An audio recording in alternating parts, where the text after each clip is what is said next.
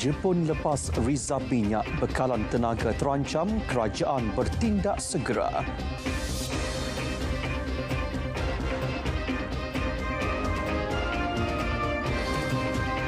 Assalamualaikum dan salam Malaysia Madani Dunia 10 bersama saya Izamil Nasir.